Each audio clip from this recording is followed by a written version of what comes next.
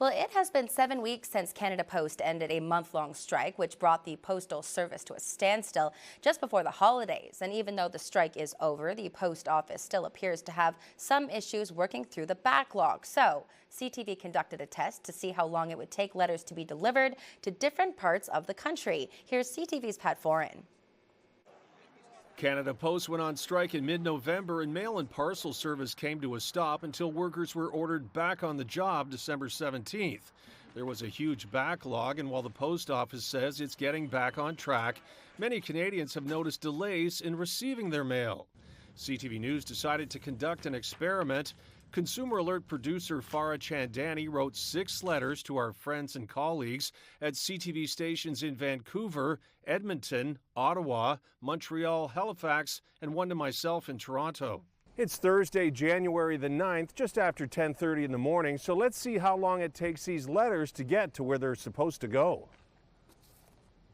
CTV Halifax was the first to receive their letter in 7 days, along with CTV Ottawa, which also had it arrive in 1 week.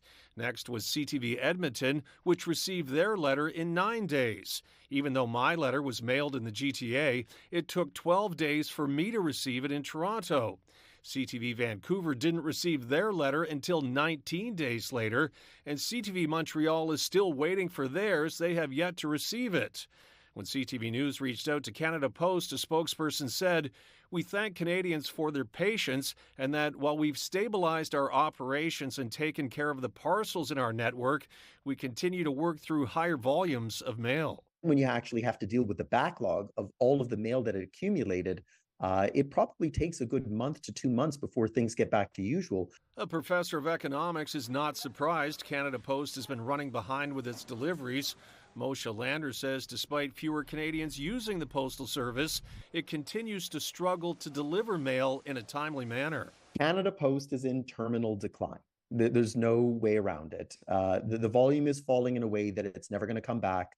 The end is near. Canada Post says it's working to continue to restore normal operations, but if you're expecting something in the mail, it's not clear how long you'll have to wait to get it. Pat Foran, CTV News.